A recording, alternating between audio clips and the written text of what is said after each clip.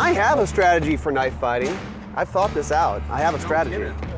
Yeah, it mostly is like this. That's exactly rule number 1 is run away. Yeah. No, it'll be like, oh, damn it. Do you know why running is the best course? No, why? Philosophically.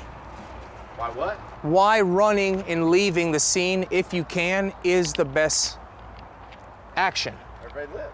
It's the psychosis of a knife wielder. I'm not interested in hitting you at long distance.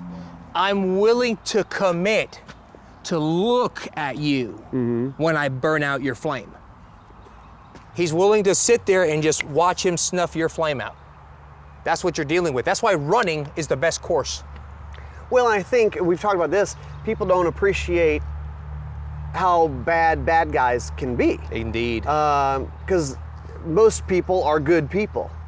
I mean, there are bad guys, but the majority of the population are good people. Yeah. It's hard for you to imagine someone, you know, that's a bad guy being Who that wants bad. to snuff you out? Yeah. You know, does it make you a bad guy because someone's come into your house and you now have to engage that individual?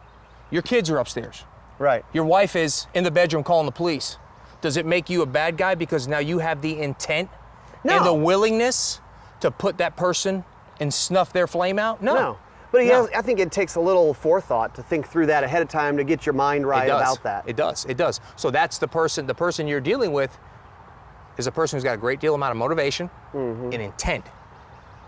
That in its unto itself should cause any individual who has any sort of martial understanding, war understanding, dude, you're dealing with something particular here. And our military trains that in our warfighters.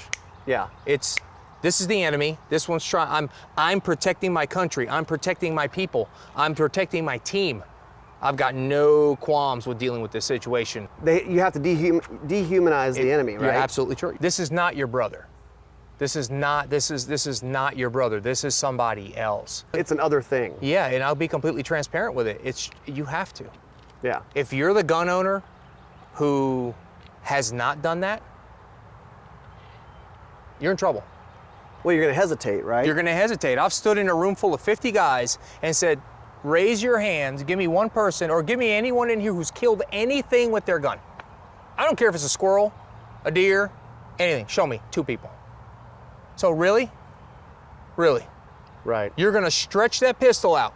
You're going to reach out and you're going to snuff the life out of a human being. You ain't ever killed nothing. Well, I mean, even people who are willing to go deer hunting and have looked into it, and then the first time they shoot a deer, they just get buck fever. They just shake. They lock up. Well, it's all the endorphins, it's the chemicals that are in the body. That's why rolling, training, getting into a ring, and boxing, and getting your tail handed to you is probably a good thing. Right. Because guess what? You're gonna have to deal with a lot of emotions the moment you get hit in the face. Right. You know, so it's probably good that you deal with that in a controlled environment. Right. You know, if you're somebody who's never been hit in the face in a boxing ring, you need to go do that. Right. You well, know? I mean, and going back to, you know, the bad guys, the criminals for civilians, right? It's very likely that they've been in fights. This is not their first rodeo. You're right. And then the cops will refer to guys like that as prison hard. The point is this, it's not just the hardware. It's the software, it's the mental, it's absolutely everything. It drives you and I crazy when somebody says, Rob, what knife should I carry? Ryan, what gun, you're a gun guy, what gun should I carry? What gun should I have in my house? It's like the loaded question. There's a lot of good answers. There's not one, you know, answer for you. Well, and 9mm or 45? Right now. 9mm or 45? 9. Whatever I 9mm or 45? 9. 9mm or 45? You.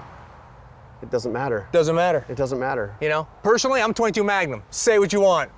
Yeah. You know? And they'll go, oh, you're gonna get yourself killed. Hey, okay, tell you what, I'll put 5 in your face, right? You know, while you're still trying to get your 45 out. I'm only kidding.